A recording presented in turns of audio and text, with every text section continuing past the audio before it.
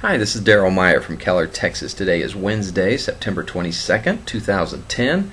Several things going on today, so let's have a quick look. This first story out of IsraelNationalNews.com, just to follow some of these peace agreements and see what they're talking about.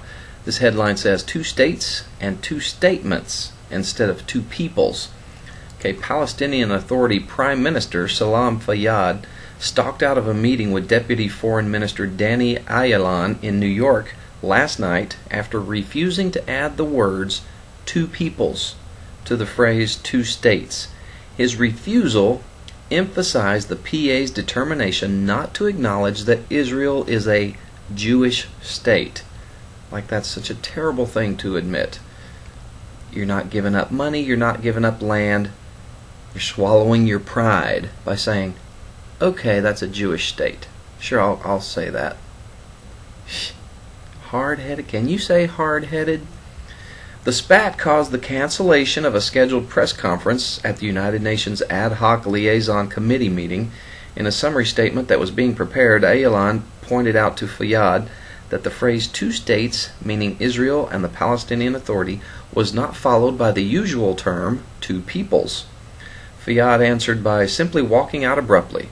The Palestinian Authority won't even agree on words, let alone actions.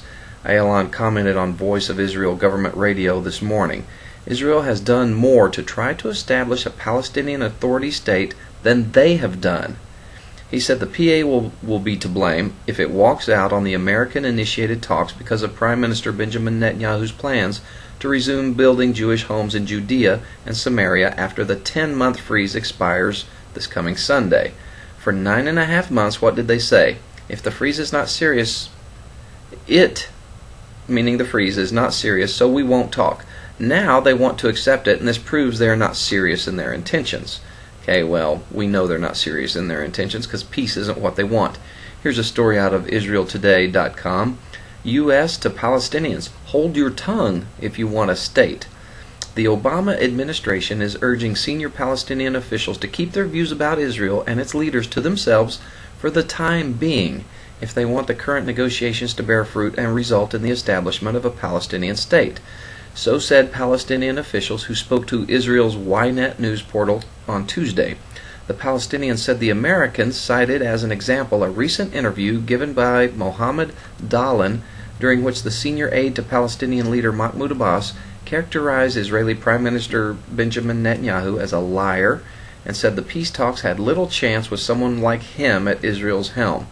The White House was also reportedly frustrated by constant leaks by Palestinian officials regarding details of the negotiations, with added commentary that the Palestinians don't like the way things are going. The American reaction to this phenomenon highlights one of the primary deficiencies of the current peace process. Washington has, for the past decade and a half, been focused on concluding a final status Israeli-Palestinian peace deal, regardless of whether or not an atmosphere conducive to peaceful coexistence actually exists. That the Palestinian leadership and the majority of the public, fed by its statements, still view Israel and the Jews as an enemy to be hated and ultimately defeated is not seen by the U.S. as being in any way detrimental to the prospects of a lasting peace. Either that or the U.S. administration actually doesn't care about peace, but is rather more interested in a diplomatic achievement for itself. You know, I think Barack Obama just wants to have this as something he's known for, instead of the failing economy, the fact that Iran obtains nuclear weapons under his administration, and some of the other failures his administration will no doubtedly be remembered for.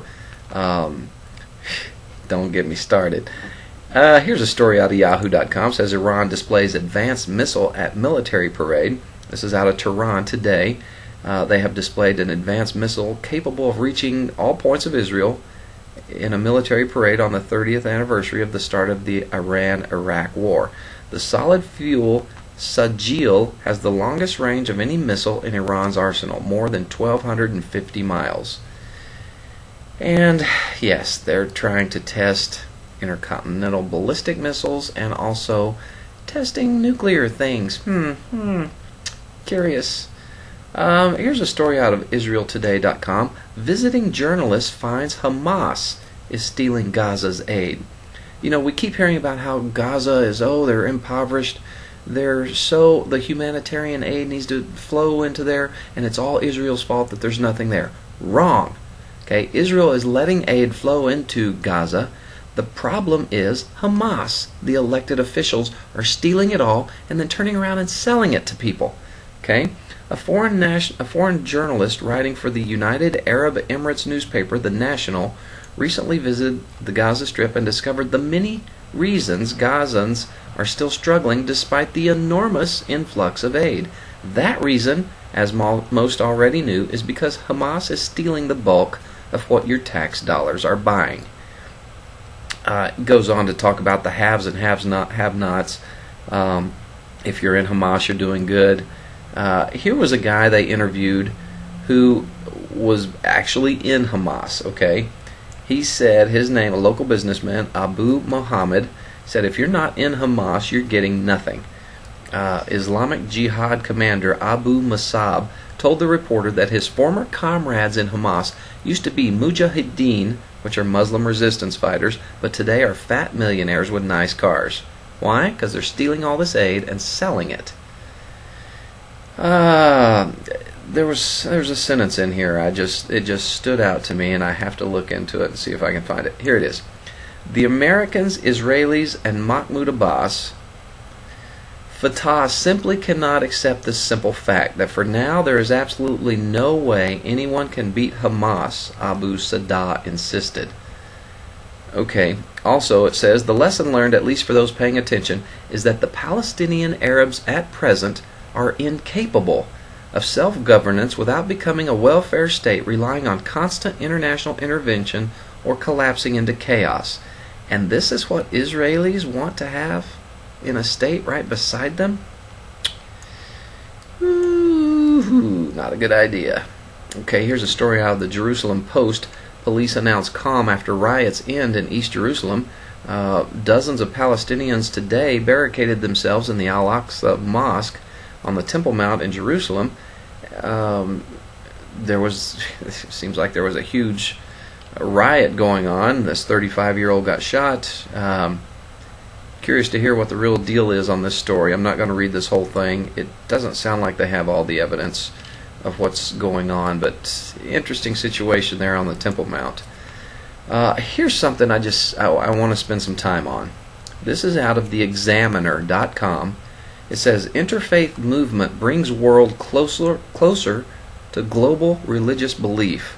Now this really caught my attention because, we know from the Bible there's going to be a one world religion. We know this. It's in the Bible, so I know it to be true.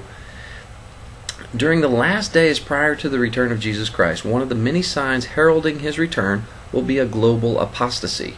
You can find that in 2 Thessalonians 2 verse 3. Coinciding with a global cry for peace. That's in 1 Thessalonians 5 verse 3. Now, globalized communications of our day facilitate the rise and speed of this falling away from the faith, and have also been prophesied since the Bible foretells the world will see certain events come to pass. You can read about those in Revelation 11 verse 9 through 10 and Revelation 17 verse 8. Now, with nuclear, biological, and chemical weapons technology, terrorist threats, combined with several nations increasingly more hungry for power and domination than for true peace, the capability of mankind destroying all life on earth today is real. Over 2,000 years ago, Jesus predicted this capability for world destruction at a time when only spears and swords were the weapons used. Read that in Matthew 24, verse 21 through 22.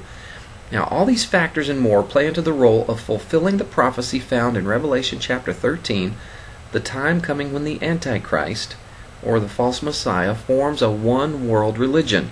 That's in Revelation 13, verse 12. Now, to get to the point of global worship of the Antichrist, who will rule the world temporarily during the tribulation period prior to the return of Jesus Christ, the true Messiah, there must logically be a global conditioning or preparation, and this begins with apostasy, or the falling away from the true faith in Jesus Christ in much of the Christian world. Now, this is happening right now, and increasingly so with this global cry for peace. Jesus Christ is denied as being the only way, the truth, and the life that John 14:6 says, and the only way to God. And in many churches, this truth is excluded in the name of peace and tolerance. Or how can this happen? What is the motive or inspiration? This is an examination of only a few factors working together to bring about this charge. In an August 30th, 2010 article entitled "Religions Should Unite Against Radicalism," Imam Fazl Abdul Rauf, who's leading this Ground Zero Mosque, which is also an interfaith center near World Trade Centers, he says we're all in this together. There's a common threat, radicalism, which exists in all religions. Now, he goes on to say, Interfaith Harmony for World Peace, from the author Mohammed Jamil, concludes that the fundamental reason for the turmoil and tension in this world is the absence of a just economic order.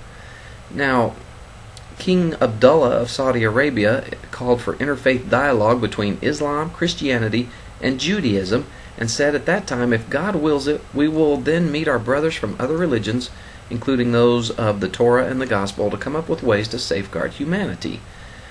Now, the unifying theme in all this interfaith dialogue is tolerance. Now, while this sounds virtuous and good, it's deceptive for that very reason. There's no question that peacemaking is a noble effort. However, in the name of tolerance and for the cause of eradicating radicalism, it is highly likely that the Christian faith, specifically those who teach and maintain that Jesus Christ is the only way to God the Father as truth, which it is, we will be viewed as intolerant and bigoted and even extreme. Now, the increase in religious tensions all over the world in all forms, terrorist attacks, burning of books, arguments against the banning of books from school, public offices, etc., will likely lead to global restrictive religious laws in an attempt to reduce these tensions and promote tolerance as a means to bring about global peace. The United Nations Alliance of Civilizations program is one such body set up for this. So, I say, I will not be tolerant of anyone who says Jesus Christ is not the only way to God the Father, and neither should you. If you know this truth, it has set you free, and you should cling to that truth. Don't give it up because someone holds a sword to your head or says you're a bigot or you're intolerant and starts calling you names. Bring it on. Bring it on. Jesus is the only way to God the Father. Truth. All right. I get a little fired up sometimes. In Zephaniah 3, verse 5, it says, the Lord is righteous. He will do no unrighteousness. Every morning he brings his justice to light.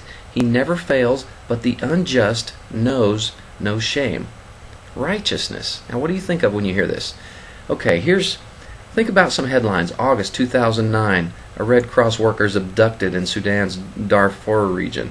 September 2009, California man is charged with kidnapping a young girl and holding her captive for 18 years. We hear about, in October 2009, a man is arrested on the charge of driving his Jeep into his 20-year-old daughter for being too westernized. Okay, we read these headlines and it triggers a deep reaction inside of us.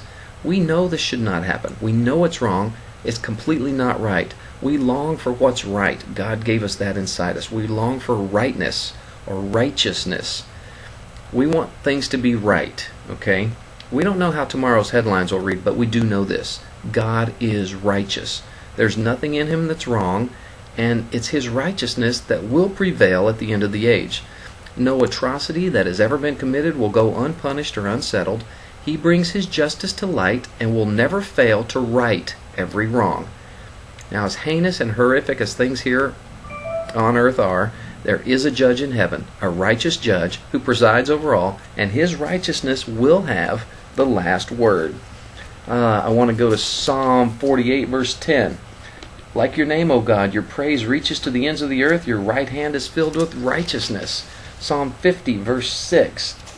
And the heavens proclaim his righteousness, for God himself is judge. Romans 3:22. This righteousness from God comes through faith in Jesus Christ to all who believe. 2 Corinthians 5, verse 21.